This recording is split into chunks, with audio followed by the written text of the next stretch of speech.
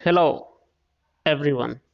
मेरे प्रिय विद्यार्थियों, मुझे बेहद खुशी हो रही है कि मैं लगातार आपसे इस ऑनलाइन क्लास में जुड़ा हुआ हूँ।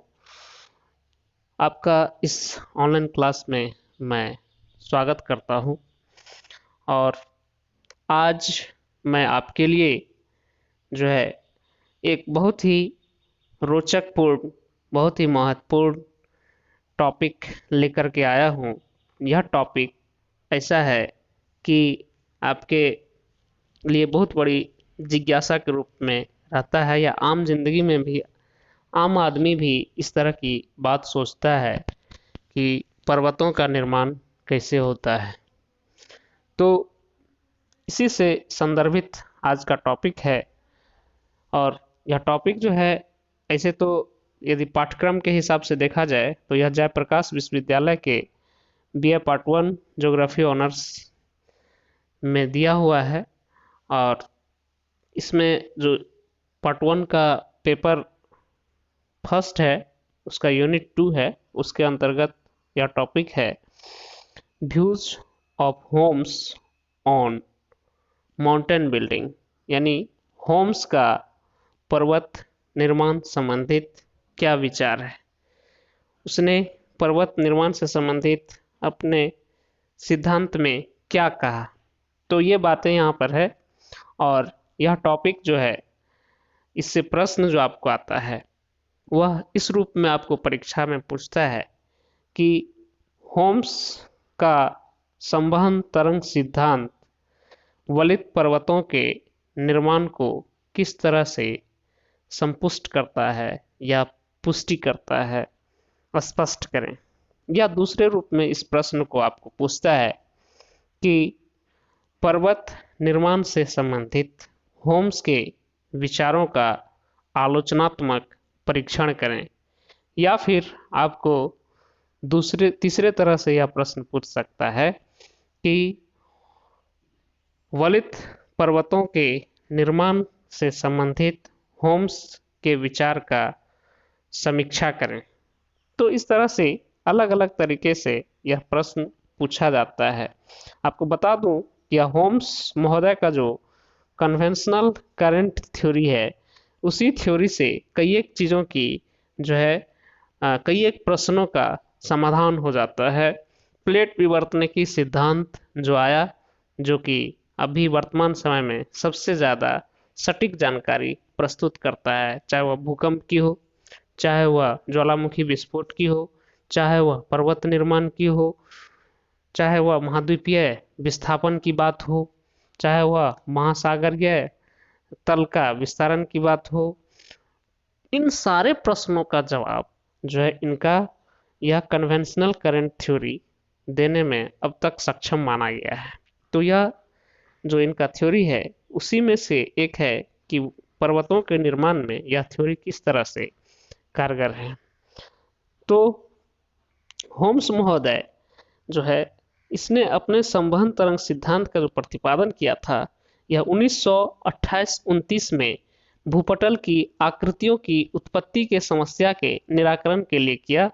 इन्होंने पृथ्वी की आंतरिक संरचना को दो मंडलों में बांटा। उसमें पहला को उसने ऊपरी मंडल को क्रस्ट, जिसको कि आप भूपरपट्टी कहते हो, तथा निचले मंडल को अधस्तर सबस्ट्रेटम नाम दिया। क्रस्ट की रचना उसने बताया कि सियाल से हुआ है, और अधस्तर यानी सबस्ट्रेटम का जो रचना हुई है वो सीमा से हुई है। सियाल महासागरों के नीचे नहीं मिलती है। संवहनीय तरंगों की उत्पत्ति के संबंध में जो उसने बताया कि पृथ्वी के भूगर्भ में जो चट्टानों में जो है क्या है कि रेडियो सक्रिय पदार्थ मिलती है, जिसमें कि अल्फा बीटा गामा जो है वो क्या करता है कि किरण छोड़ता है वो। और यह किरण जो है अपने आसपास के पदार्थों को, चट्टानों को गर्म कर देता है, पिघला देता है। और आप जैसा कि जानते हो कि गर्म पदार्थ ऊपर की ओर उठता है, उसमें मूवमेंट होता है, और फिर ठंडा होने के बाद वह नीचे जाता है। इस तरह की बात को ही इसने जो है यहाँ पर लाया है कि वह गर्म पदार्थ जब ऊपर उठता है तो क्या क्या करता है। तो उसने बताया कि जो ऊपर भूपरपट्टी है उसमें जो है रेडियो एक्टिव पदार्थों की मात्रा ज़्यादा है, लेकिन वहाँ से उष्मा का विमोचन बाहर की ओर तेजी से होता है, इसलिए वह उतना प्रभावी नहीं हो पाता है। लेकिन अधस्तर में रेडियो सक्रिय पदार्थ कम होने के बावजूद भी उनसे उत्पन्न ताप का संचय होता रहता है, और जिस कारण अत्यधिक तापक्रम बढ़ जाता है, और इसका परिणाम होता है कि पृथ्वी के गर्भ में संवहन तरंगें उत्पन्न होकर ऊपर की तरफ चलने लगती है।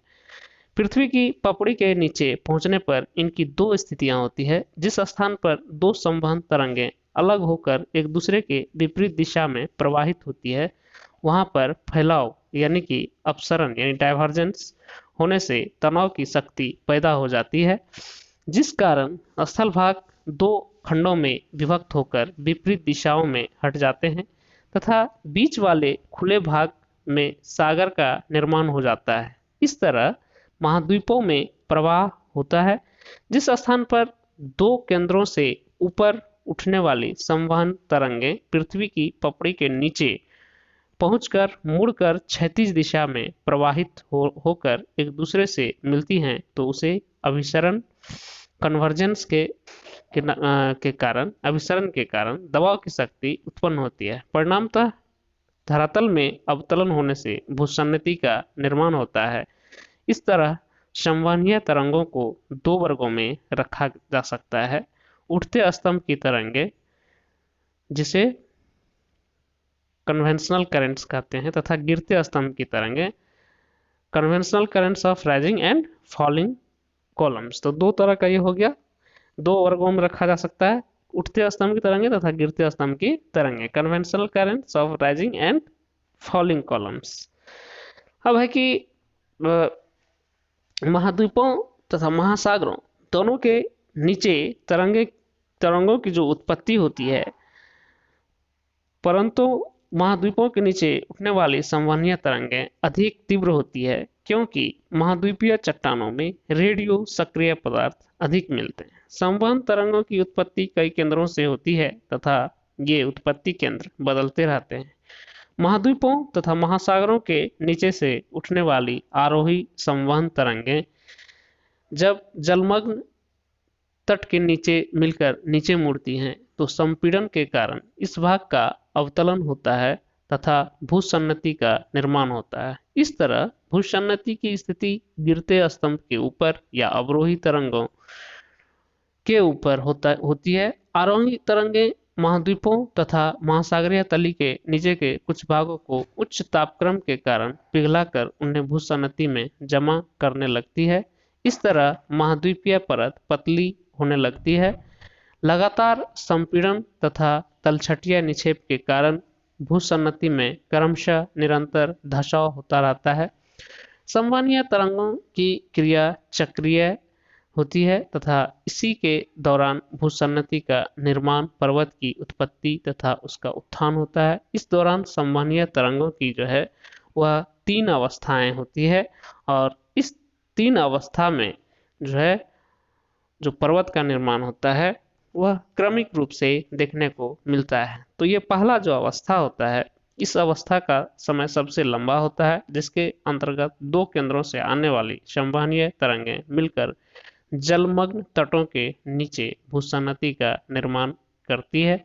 इस अवस्था में तरंगें क्रमशः तीव्र होती है। भूसन्नति में तलछटिया जमाव होता रहता है तथा भूसन्नति की तली निरंतर धंसती जाती है। इस तरह पदार्थों का जब नीचे की ओर अधिक गहराई तक अवतलन होता है, तो ऊपर से दबाव एवं पृथ्वी के आंतरिक ताप के कारण ये पदार्थ तप्त होने लगते हैं। फलस्वरूप उनका घनत्व बढ़ता है तथा पुनः धंसाव होता है।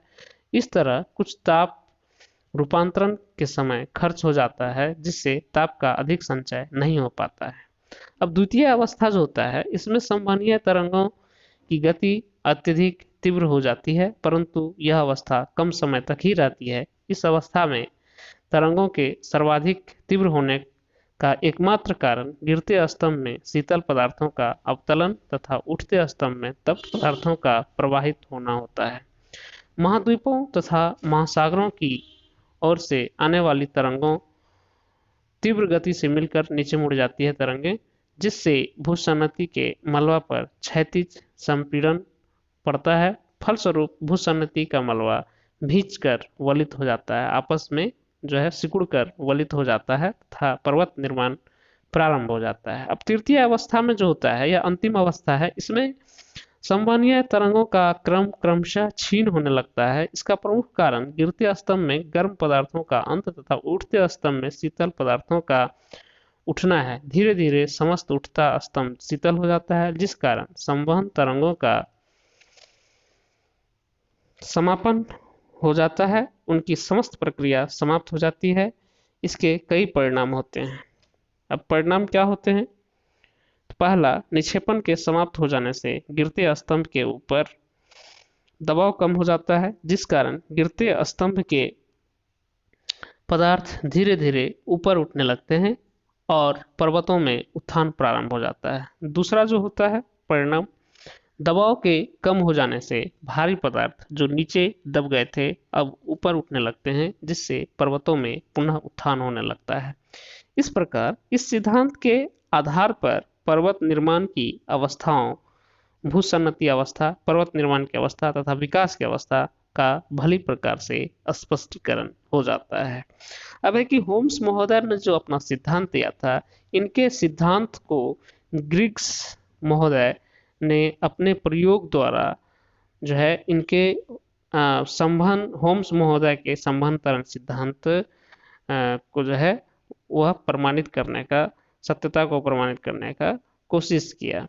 अब है कि इतना सब होने के बावजूद जब इन्होंने ये सिद्धांत दे दिया, तो इस सिद्धांत में कुछ न कुछ बातें जो है वो कुछ भ्रामक लगी, कुछ जो है बातें लोगों को अटपटा लगा और लगा कि ऐसा हो नहीं सकता है। तो इस संदर्भ में जो है इसके सिद्धांत की कुछ आलोचनाएं भी होती है, और आलोचना जो करने वालों में से है वो प्रोफेसर स्टीयर्स का नाम आता है, जो मुखर रूप से इनके सिद्धांत की आलोचना किया है। उन्होंने कहा कि इनका सिद्धांत जो है वह देखने में बहुत दिलचस्प लगता है, और परंतु ऐसे कारकों पर यह आधारित है जिनके विषय में आम लोगों को बहुत कम जानकारी प्राप्त होती है। इस सिद्धांत के बारे में जो उन्होंने दोष गिनाए हैं, उसके दोषों को यदि देखें तो वही आलोचना के रूप में यदि देखें तो उन्होंने बताया कि उठता हुआ जो उठता एवं गिरता हुआ जो स्तंभ की धारणा है वह संदेहास्पद लगता है। दूसरा बताया कि संवहन तरंगे पृथ्वी के अंदर ताप प्रवणता तथा रेडियो सक्रिय पदार्थों पर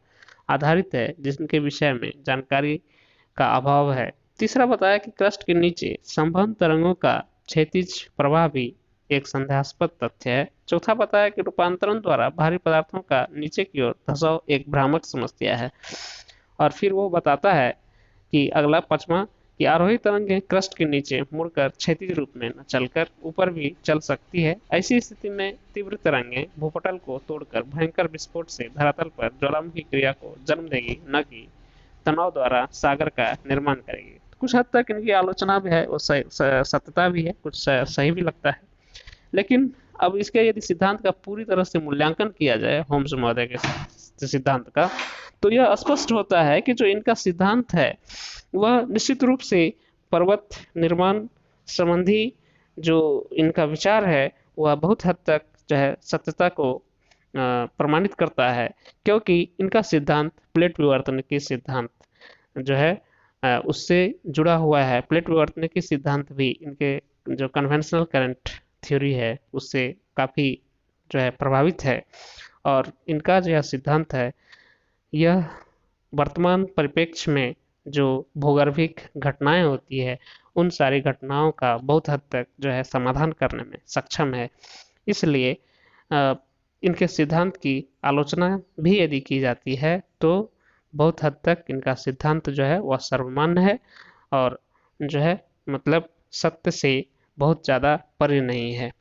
तो कुल मिलाकर कह सकता हूँ छात्रों कि यह सिद्धांत अपने आप में जो है बहुत ही अच्छी है और बहुत ही मतलब महत्वपूर्ण है।